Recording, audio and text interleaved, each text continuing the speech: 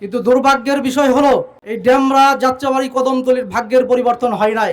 যাত্রাবাড়ি ডেমরাবাসী সহ আমাদের আংশিক কদমতলীর এখানে যারা উপস্থিত হয়েছেন, আপনাদের উদ্দেশ্যে বলতে চাই, বিগত দিনে আমাদের এই আসনে আমরা একজন সাংসদ নির্বাচিত করেছিলাম। তিনি নির্বাচিত হয়ে বাংলাদেশের সংসদে প্রধানমন্ত্রীও হয়েছিলেন। কিন্তু দুর্ভাগ্যের বিষয় হলো বাংলাদেশের রাজধানী ঢাকার রাজধানী এই ডেমরা যাত্রাবাড়ি কদমতলীর ভাগ্যের পরিবর্তন হয় নাই। আমাদের এখানে এই অঞ্চলটি আমি ছোটকাল থেকে দেখে আসছি যে পানির নিচে এই অঞ্চলটি অল্প বর্ষায় অল্প বন্যায় পানির নিচে প্লাবিত হয়ে যায়। সিটি কর্পোরেশন হওয়ার পরও আমরা রাস্তা পাইনি, আমরা বাতি পাইনি।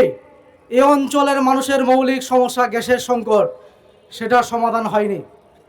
অথচ এটা সংস্কার করলে এটা সমস্যা থাকার কথা ছিল না, কিন্তু আমাদের সংস্কার করার মতো আমাদের একজন দরদি মানুষ আমরা পাইনি।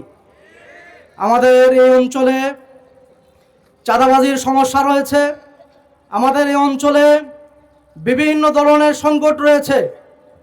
এই সমস্যার সমাধান করতে গেলে আমরা বারবার যদি দল পরিবর্তন করি, নেতার পরিবর্তন করি, আমাদের এই পরিবর্তন হবে না। আমাদের একটি মৌলিক পরিবর্তন করা লাগবে, আমাদের একটি মৌলিক সংস্কার লাগবে, ঠিক কিনা বলেন? আজকে বাংলাদেশের আপামর সাধারণ মানুষের নেতা ইসলামী আন্দোলনের মোহতারাম আমির উনি একটি মৌলিক সংস্কারের ডাক দিয়েছেন। তার জন্য ওনার একটি স্লোগান হলো, নেতার পরিবর্তন নয়, আমরা নীতির পরিবর্তন চাই। সেই পরিবর্তনকে সামনে রেখে গত 54 বছরের অপশাসনের অবসান ঘটাতে আমরা একটি পরিবর্তনের আওয়াজ তুলেছি। যেহেতু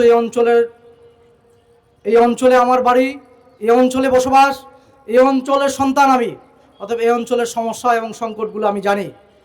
এখানে অবকাঠামোগত সমস্যা রয়েছে, যেগুলো বিগত দিনে আপনাদের ভোটে নির্বাচিত হয়ে 2 বার জনপ্রতিনিধিত্বের যে অভিজ্ঞতা আমি পেয়েছি, সেই আলোকে এই সমস্যাগুলো আমার যেহেতু জানা আছে, তার আলোকে আমরা 12টি ওয়ার্ড নিয়ে একটি ওয়ার্ড অ্যাকশন প্ল্যানের মাধ্যমে আমরা একটি পরিকল্পনা গ্রহণ করে এই অঞ্চলের যে অবকাঠামোগত সমস্যাগুলো রয়েছে সেগুলো নিয়ে আমরা কাজ করব।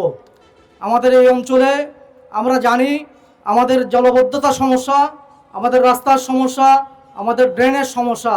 আমরা সিটি কর্পোরেশন ট্যাক্স পরিশোধ করি, কিন্তু আমরা এখনও পর্যন্ত সিটি কর্পোরেশনের নাগরিক সুবিধাগুলো আমরা ঠিকঠাক মতো পাচ্ছি না।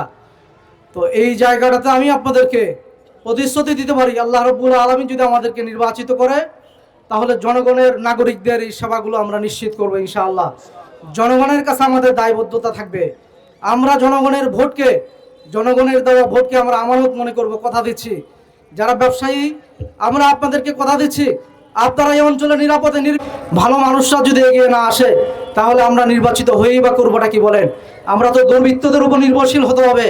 এই জন্য আপনাদেরকে উদাত্ত আহ্বান করব, আজকে এই সারুলিয়াবাসী আপনারা যারা আছেন, ডেমরাবাসী আপনারা যারা আছেন, ডেমরার সন্তান হিসাবে গত 54 বছরে আপনাদের কাছে আমি একটি দাবি নিয়ে আসছি। ডেমরার সন্তান হিসাবে বলবো যে আমি আপনাদেরকে দল মতের ঊর্ধ্বে আপনারা যদি আমাকে আপনাদের সন্তান হিসাবে আপনারা নির্বাচিত করেন, আমার এই ভোটটা দিয়ে ইনশাল্লাহ আমি আপনাদের সাথে থাকবো, সর্বসময় আপনাদের সুখে দুঃখে আপনাদের পাশে থাকবো ইনশাআল্লাহ। এবং ইসলামী আন্দোলনের যে ইস্তেহার, যে কর্মসূচি, ইতিমধ্যেই আপনারা ইনশাল্লাহ এটা আমরা আপনাদের সামনে নিয়ে আসবো, আপনারা জানতে পারবেন। সেই ইস্তেহারের মাধ্যমে আমরা যে কল্যাণ রাষ্ট্র প্রতিষ্ঠা করতে চাই, ইনসাফ ভিত্তিক যে রাষ্ট্র প্রতিষ্ঠা করতে চাই, বৈষম্যহীন একটি সমাজ প্রতিষ্ঠা করতে চাই, সেই কর্মসূচিগুলো ইনশাল্লাহ আপনাদেরকে জানিয়ে দিব। আগামী 12ই ফেব্রুয়ারি ইনশাল্লাহ আপনারা এখান থেকে যার যার এলাকায় মহল্লায় গিয়ে আপনারা সর্বশ্রেণী পেশার মানুষের কাছে আপনারা পৌঁছে যাবেন, আপনারা ব্যবসায়ীদের কাছে যাবেন, তাদেরকে আপনারা আশ্বস্ত করবেন, বিভিন্ন পেশার মানুষদেরকে তাদেরকে আশ্বস্ত করবেন, তাদেরকে বলবেন যে ইনশাল্লাহ আমরা যদি নির্বাচিত হতে পারি, তাহলে আমরা ইনশাল্লাহ তাদের পাশে থাকব। আমরা যদি মানুষকে আশ্বস্ত করতে পারি, মানুষ আমাদেরকে গ্রহণ করার জন্য তারা প্রস্তুত। অগ্রযাত্রা প্রতিদিন, নির্ভীক প্রত্যয়ে উজ্জীবিত।